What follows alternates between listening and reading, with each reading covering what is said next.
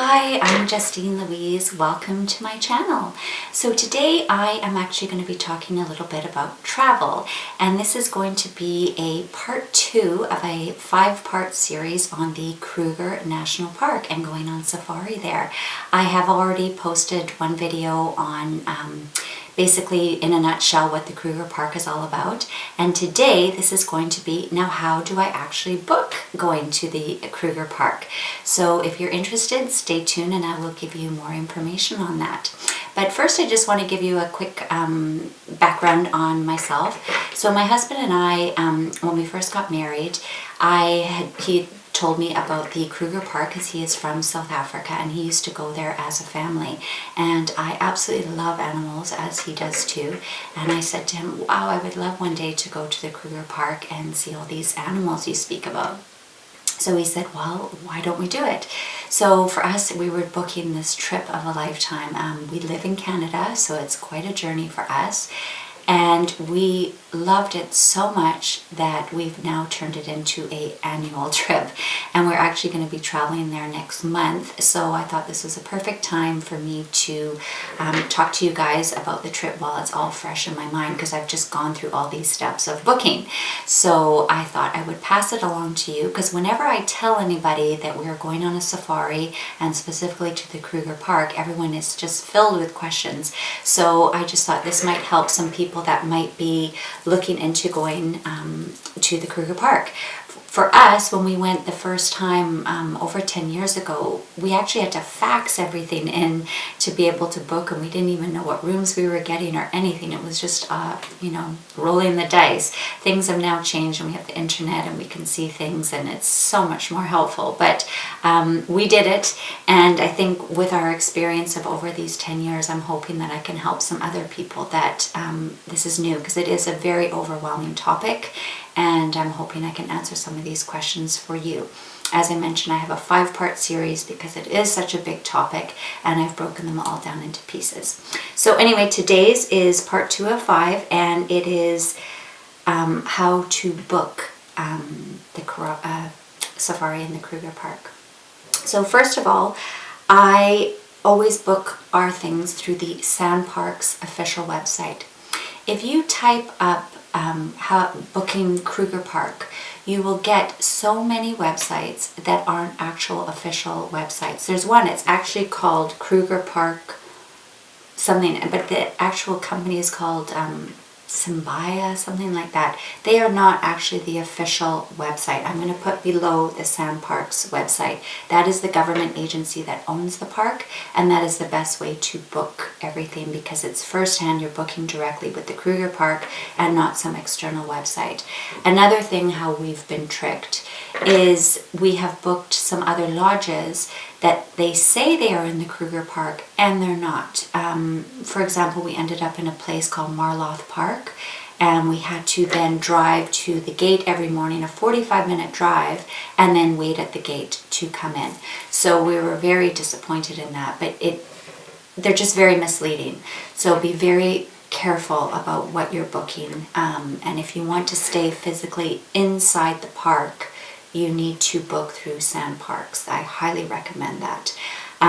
One of the reasons why we like staying in the park is we get earlier gate opening and closing times, or morning opening times, whereas the people that are coming from outside the gate have to wait in a lineup outside of the park, and then they have to go into the entrance gates and give all their information, and then they get to drive into the park. And if there's a long lineup in the morning, it could be a half an hour before you actually get into the park, whereas if you're inside the park, as soon as the gates open, you're off and you're out. My husband and I like to be first out of the gate, more so him than me. It has to be first, we have to be first. We've actually lined up at the gate at 4 in the morning when they open at 5:30 during busy times, and we just sit and relax in our car and listen to the sounds of the bush, so we don't mind. But he loves being first because then we get first choice of what road we want to take in the morning.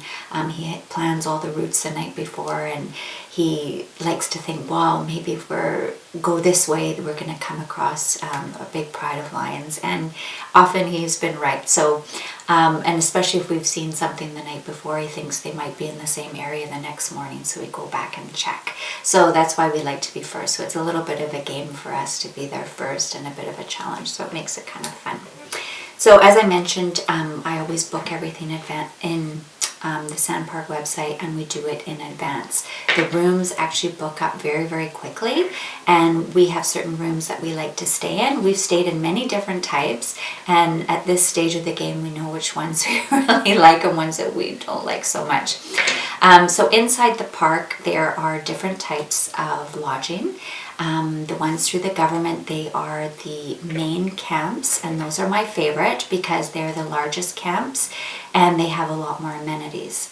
Amenities such as restaurants, gift store, grocery store, just different activities that are available inside the camp.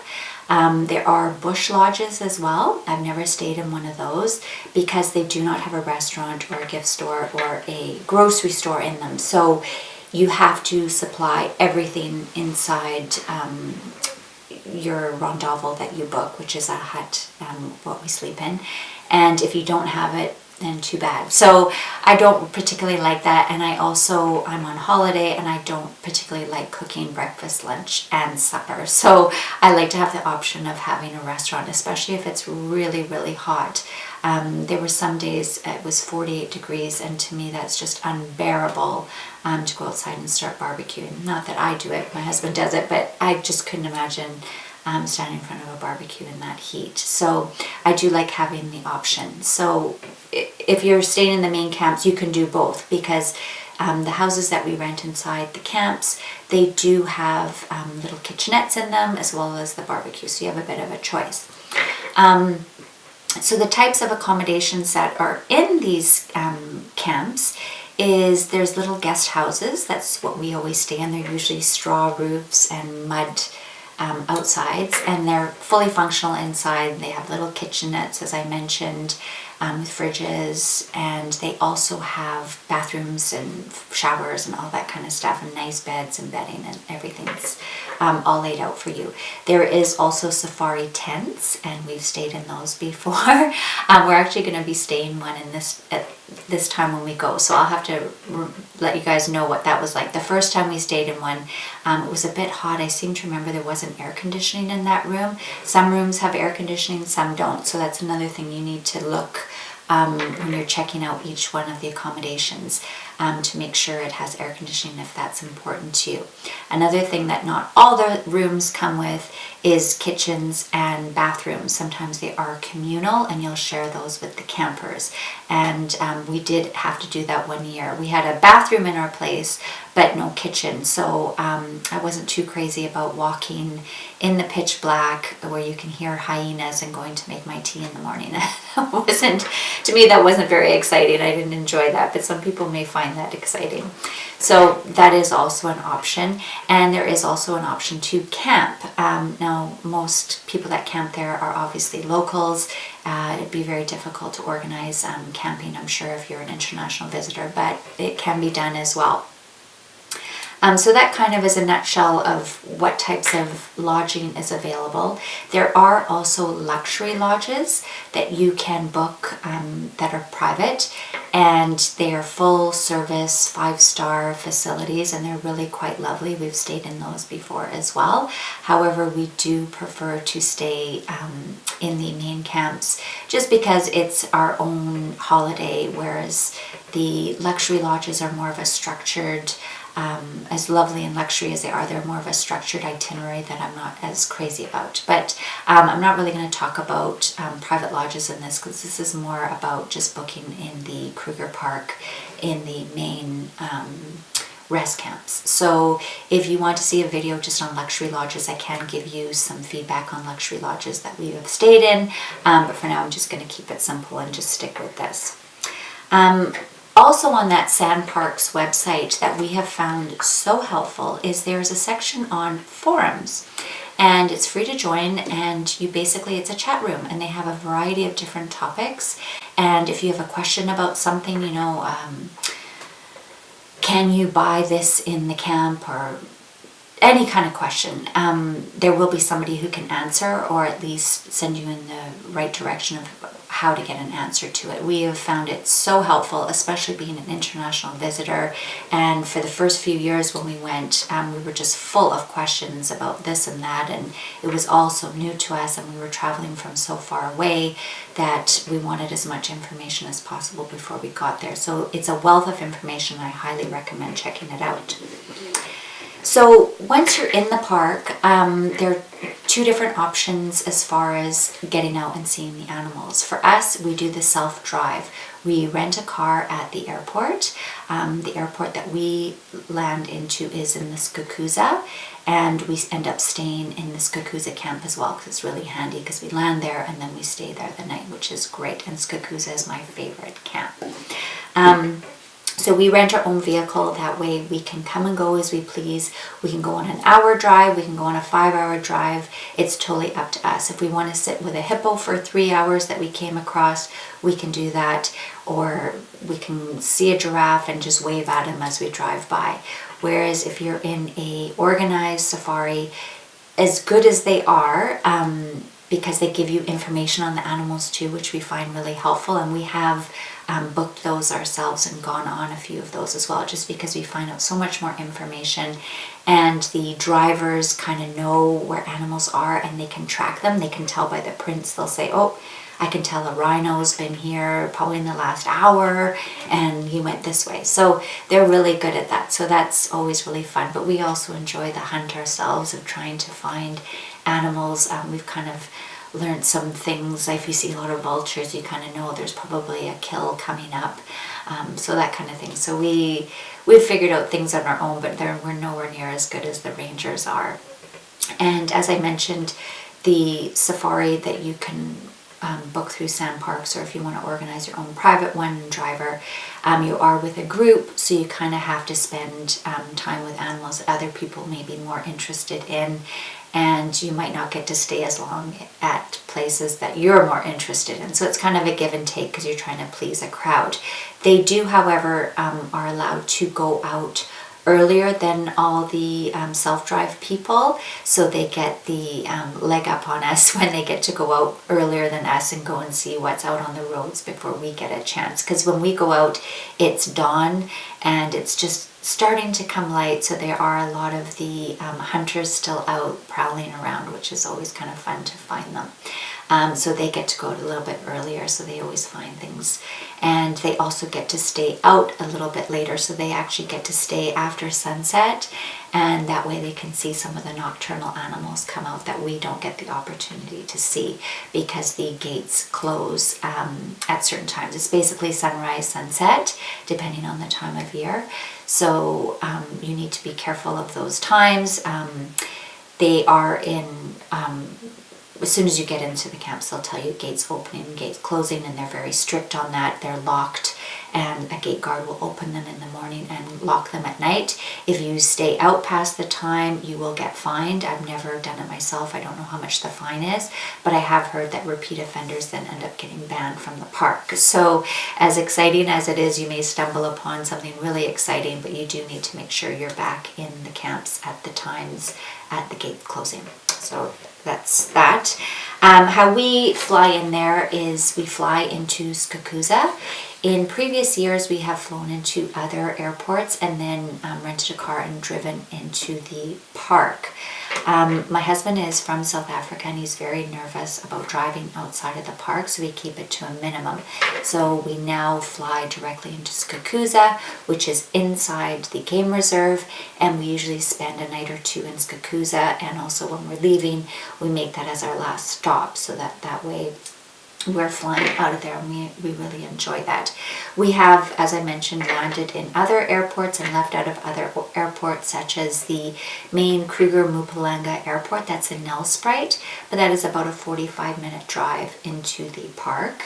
We've also stayed in we've flown out of Palabora, and we have also flown out of Hoedspruit. And we've never had an issue. It's always been very safe. There's so many private luxury safari companies outside of the park, and that tends to be the majority of the people that are even at the airport. So I'm sure it's very, very safe. I've always felt safe, but my husband just prefers to fly into the park, and it's also for convenience and ease. We're coming from Canada. It usually takes us 2 days to get to the Kruger, so we just want to get to our hotel room and go to sleep. So any extra driving after that long journey isn't very appealing to us. There are conservation fees that you need to pay every day. It's basically a gate admission, a gate entrance fee. They do offer what's called a wild card, and you can order that right on the Sanparks website. That's what we do. It actually works out cheaper. We go for about a month, so the cost of paying conservation fees every single day for that month, it's cheaper for us to buy a yearly pass card, even though we don't go any other times of the year. So you just need to weigh up the cost depending how long you're going there. If you're going for a week, then I don't think the wild card would be beneficial to you, so just weigh up the cost. But just so you know, there is this wild card, and it's a lot cheaper than paying a daily pass. And as I mentioned, there are gate opening and closing times, and they are very strict, and they change throughout the year. So be sure to ask if you haven't already been told, but usually when you check in at reception, they will remind you of the gate opening and closing times. And as I mentioned, there's a gate guard and it's locked, and we sit there in the morning at 4 a.m. waiting for a gate opening. Usually it's at 5:30 a.m. with our coffee and rusks, which is quite fun, and we just listen to the sounds of the early morning and the lovely birds and everything, and we like to be first so that we're first on the road and first to see any activity and exciting stuff that's going on. Many times we have been first on the road and we stumble upon a pride of lions laying on the road, because the tar roads are quite warm and they like to lay on them and sleep on them in the night, which is nice. So as I mentioned, there are options for food. There's self-catering, so a lot of the rondavels that we stay in include a little mini kitchenette in them. So they'll have a fridge, a microwave, a little hot plate, and they also contain basic dishes, pans, and things like that. I generally bring a lot of things from home. I am so finicky, and the utensils and things, it's like wooden spoons and things, and that just gives me the creeps. That I don't know how old they are and how long they've been sitting there and what they've been used, because it's very porous and absorbing things. That I just don't like it. So I bring light silicone type utensils from home. That's just me being finicky, but they do offer that in the camp, so you will have basic necessities in your room if you do book something with a kitchenette. There are little grocery stores inside the camps if you're in a main rest camp. It's very basic. It's like going to a convenience store like a 7-Eleven or whatever. It's, they'll have one type of cereal, one type of milk, one type of yogurt, just little basics. And they don't gouge you. It's not super expensive like it would be shopping at like that kind of a store where you're from. They do have to have a little bit of an upcharge because they do have to bring things in. But it's fair prices. But like I said, you're not going to get a whole lot of variety, and the things aren't as fresh. So if you're looking for fresh fruit or vegetables, meat and all that kind of stuff, I would prefer to buy outside of the park, and I'll touch on that in a second. There is also restaurants in the main camps. Now, through the years, we've seen so many changes with the restaurants. It seems to be a source of contention for the Kruger Park. They used to have restaurants that were run by the Kruger, and I don't know how many times I would go to order something. They have a menu, not a huge menu, let's say 10 things, and I would probably list off 5 things that I would order, and they would say, we don't have it, and in the end I would say, okay, why don't you just give me what you do have? So it was a little bit irritating, but you can get some basic sandwiches, salads, things like that, hamburger, hot dog, that kind of stuff. Then they went through a period where all those restaurants closed down, and one of the years we went, they were actually all shut down, and they were in the process of renovating and putting in some franchise restaurants. So we thought we would go through the problem of no restaurant for knowing that next year there would be these fantastic franchises going in. And they were fantastic. We went the following year and we had Mug and Bean, Cattle Baron, there's a Wimpy in there. So they're just franchises. I know a lot of people don't like going to the Kruger Park, which is a rustic bush experience, and then going to a franchise, but I personally enjoyed it. So anyway, I liked it. The following year we noticed that the service and food started sliding, and I guess the franchise then pulled out. So this year, this is going to be our first year going where the franchises have been pulled out, and I'm not quite sure what's going to happen now. I don't know what's happening. I've heard they've had set up some kind of stands where they're going to be selling hamburger, hot dog kind of things. I don't know.